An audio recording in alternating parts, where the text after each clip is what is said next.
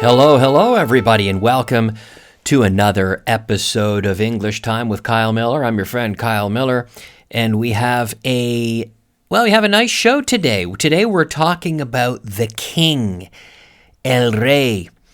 That's right, but not the king of Spain, not the king of England, but rather the king of rock and roll. It's Elvis Presley on the show today. Well, he's not here, but we're going to talk about him. We're going to learn about him. We'll do some translations.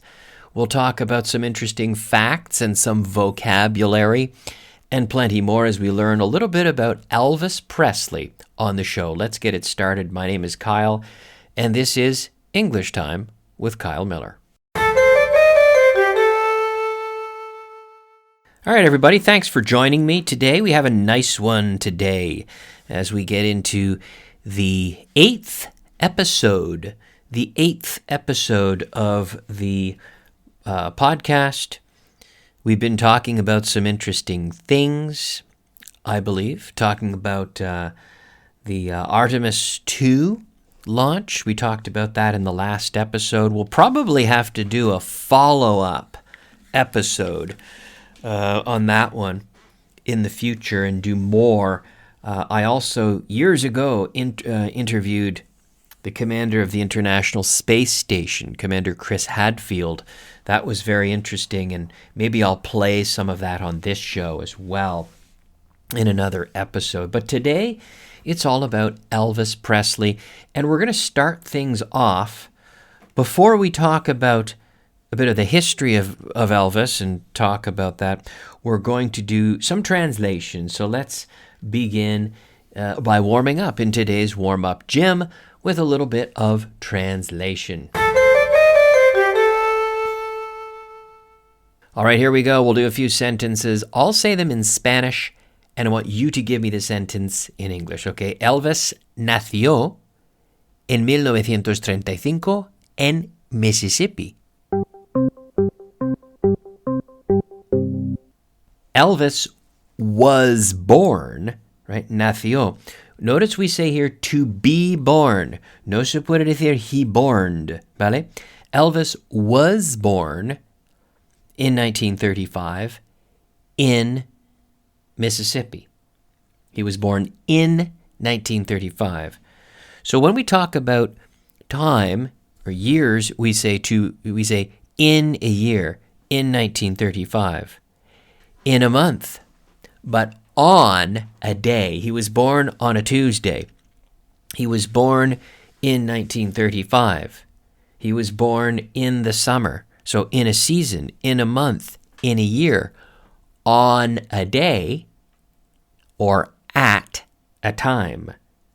So I'll meet you on Tuesday at 5 o'clock, for example.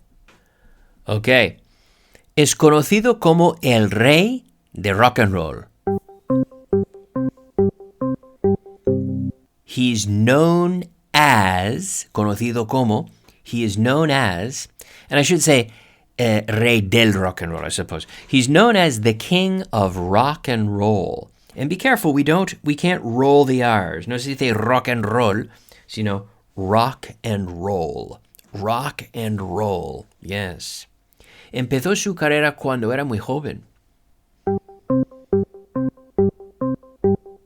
He started his career when he was very young. Very young. Very, very. So remember, the V is como una F, vibrada. Very, very. Grabó muchas canciones famosas en los años 50. He recorded many famous songs in the 1950s.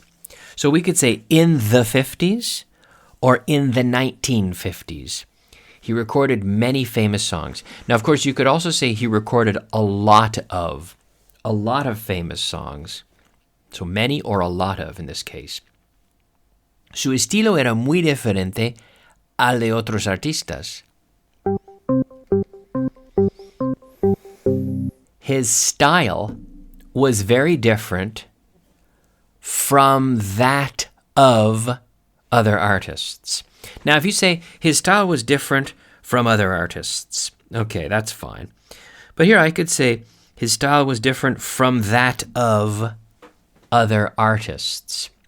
También actuó en varias películas. He also acted in several movies. He also acted in several movies, and he did. He acted in quite a few movies. Those are the days before music videos. So movies were a way for artists to be featured and for people to see their favorite artists. They had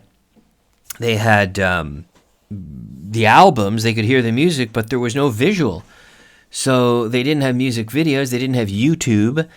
So what did they do? They made movies, and the movies went into theaters, so people would go to the theater or go to the cinema to find out what Elvis looked like. Well, they'd see pictures of him, of course, but to see video of him performing. So they'd have these movies where they would act. They had to, give them acting roles as well, but then really the highlights of the movies were usually musical performances. So Elvis would be in the film like G.I. Blues, a very famous Elvis movie, and then suddenly he's on stage performing, in the film. Okay, aunque era famoso, tenía una vida personal complicada. Although he was famous, he had a complicated personal life. That's true.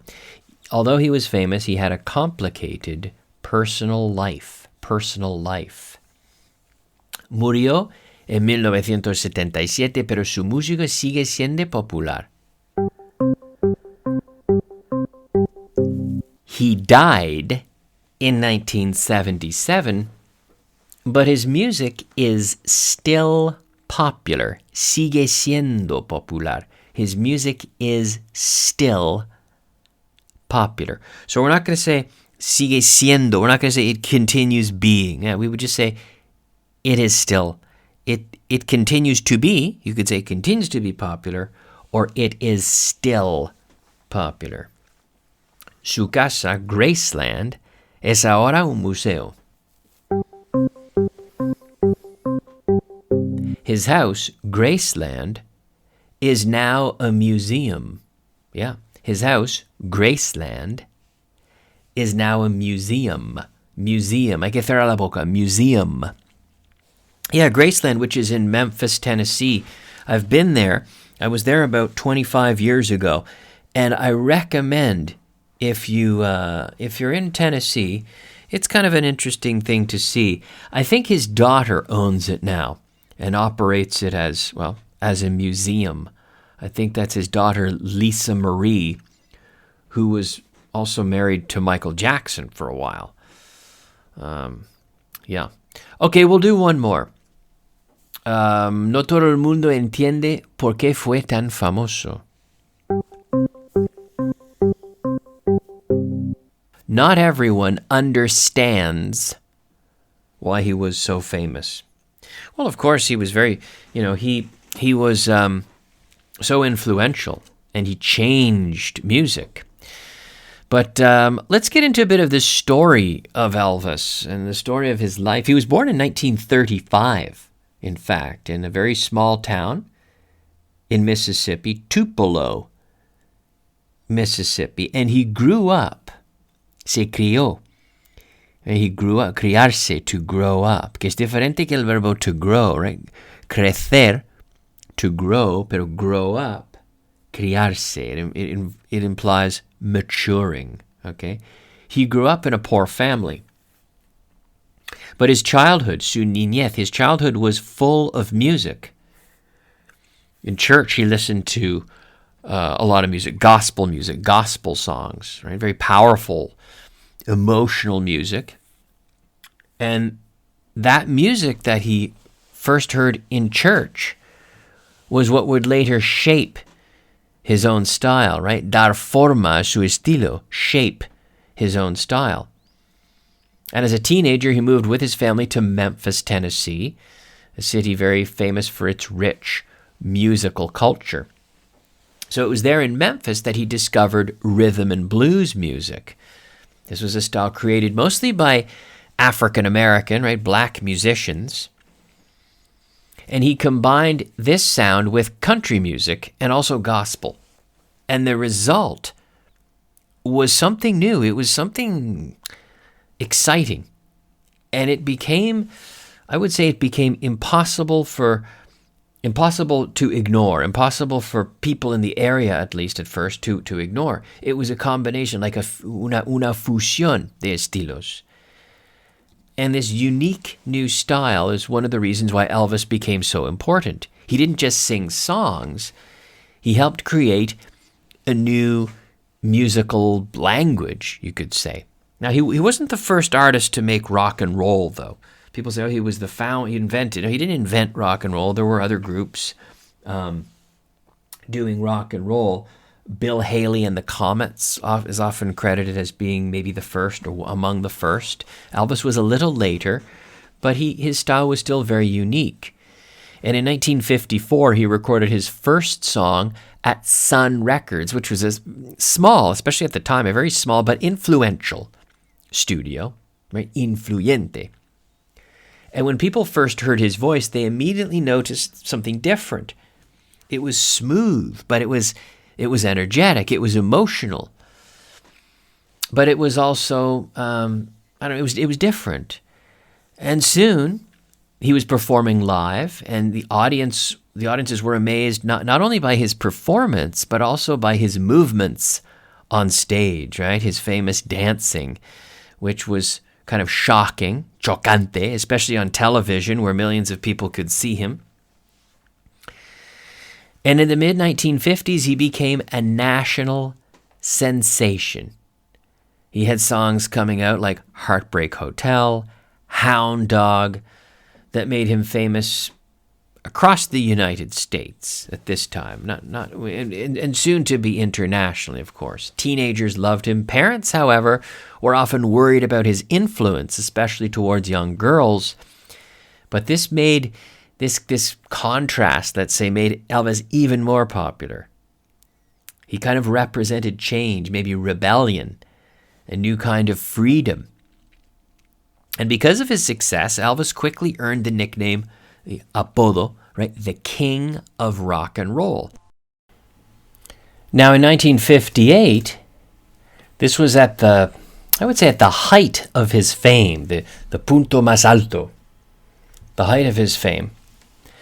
He did something unexpected. He went and joined the U.S. Army. And so for 2 years, he served as a soldier, including some time in Germany. This was an experience that changed him. When he returned to the U.S., he went back, his image was more mature, and his career did begin to evolve. In the 1960s, he focused more on acting. He appeared in over 30 films, although some were popular, but critics didn't really take them seriously. Now, these are from the days when... from the days before YouTube, of course, and before music videos. So artists would often, very famous artists would be featured in films, and it was a way for the audience to see them performing. If you couldn't see Elvis live, you would go to the cinema and maybe see him performing there in a film, because there was no other way to get footage, right? To get grabación, to get video grabado of these artists. So he appeared in a bunch of films, and but then by the late 60s, his music career kind of needed new energy, and he made a comeback, like this regreso, with a TV special in 1968, dressed in black leather. He returned to live performances with a lot of confidence, sort of a new style. A lot of people call this the comeback, his regreso. But it was at a difficult time for Elvis. He was starting to have problems with drugs. He was starting to have different health problems, especially into the early 1970s, and he became dependent on medication. And in 1977, he died at the age of 42 at his home in Graceland. And of course, it was a death that shocked the world. And kind of an artist that obviously went on to, or would continue to be known for his inspiration. And like I said, he didn't invent rock and roll. There were bands that were making rock and roll before Elvis, but he was influential in that transition. But a very interesting career. Also, part of what was interesting was his management. He was managed by this guy named Colonel Tom Parker, who actually was not a colonel at all, not a military colonel, but he had that name, which was apparently given to him by the governor of Louisiana. And he had been born in Holland. This guy had been born in Holland. He claimed he was born in the U.S., but he was actually born in Holland, and he had some sort of visa problem. I believe he had issues with his visa or his residency, where if he left the U.S., he could have problems returning to the country. He might not be able to return, so he didn't want to travel outside the U.S. So for that reason, Elvis never performed in Europe. He went to Europe in the military, but he never performed as an artist in Europe. He performed in Canada a little bit, but that was the only international country that he went to was Canada. And this guy, Colonel Tom Parker, they used to say it was because he didn't like flying, but apparently it had more to do with his legal status. But one interesting thing that he did for Elvis was he got into these deals where Elvis would get songwriting credit for songs that he did not write.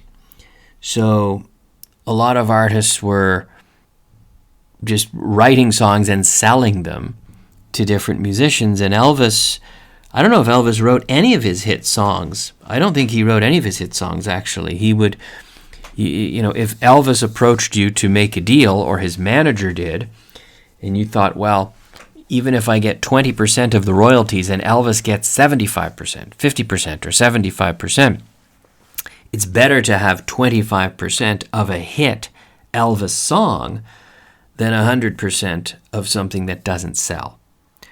So he got into these deals where he would have great songwriters working, and he would pick great songs and then record them, and they would become huge hits. But anyway, we're going to move on. Let's have a look at some vocabulary about Elvis. Okay, a bit of vocabulary about the music business. Of course, un músico, a musician, un cantante, a singer, of course, actor, okay, no problem. Éxito, we say success. So we don't say, oh, he had exit. No, he had success, to be successful. Concierto, a concert. And a small concert, because when you say un bolo, we would say in English, un bolo, we would say a gig. Mm-hmm. Un fanático, un fan, when we say fans, right? Fans. Estilo, style. Voz, voice. Influencia, influence. Leyenda, legend. Gira, una gira, a tour. Y actuación, performance. Actuación, performance. Okay. So there you have it. A little bit of vocabulary. Now, before we finish the show, kind of a short one today, but before we finish, let's do another challenge. You know I love challenges. So this is the one where I'm going to give you the answer to the question, and I want you to ask me the question that I have already answered. That's right, it's time for our famous interrogative challenge.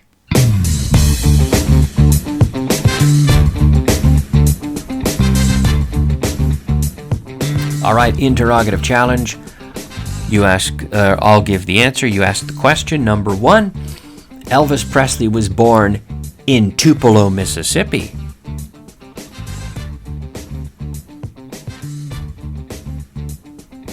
Where was Elvis Presley born? Where was he born?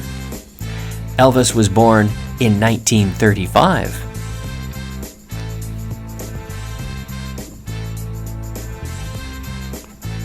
When was Elvis born? He died at the age of 42.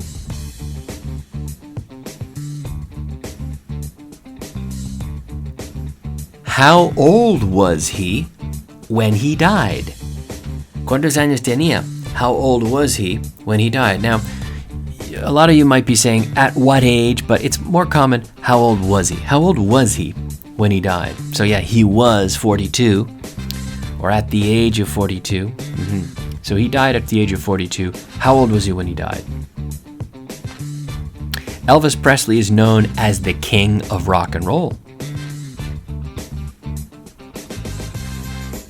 What is Elvis Presley known as? What is he known as? Yep, the king of rock and roll. He started his career in the 1950s. When did he start his career? He became famous with the song Heartbreak Hotel. What song did he become famous with? Y fíjate, usamos el auxiliar did y luego el verbo, claro, hay que dar en infinitivo, ¿no? What song did he become famous with? Elvis worked as a singer and actor. What did Elvis work as? What did Elvis work as? Elvis acted in more than 30 films. How many films did Elvis act in? How many films did Elvis act in? Elvis lived in Graceland. Where did Elvis live? And really, that was in Memphis, Tennessee. Or we'll do another one. Graceland is located in Memphis, Tennessee. Where is Graceland located? Where is Graceland located? Yeah, Memphis, Tennessee. Elvis is considered a cultural icon.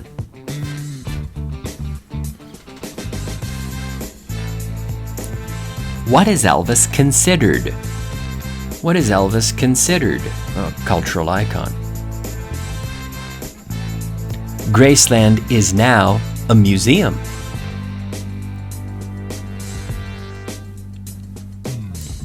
What is Graceland now? What is Graceland now? He had a major comeback in 1968.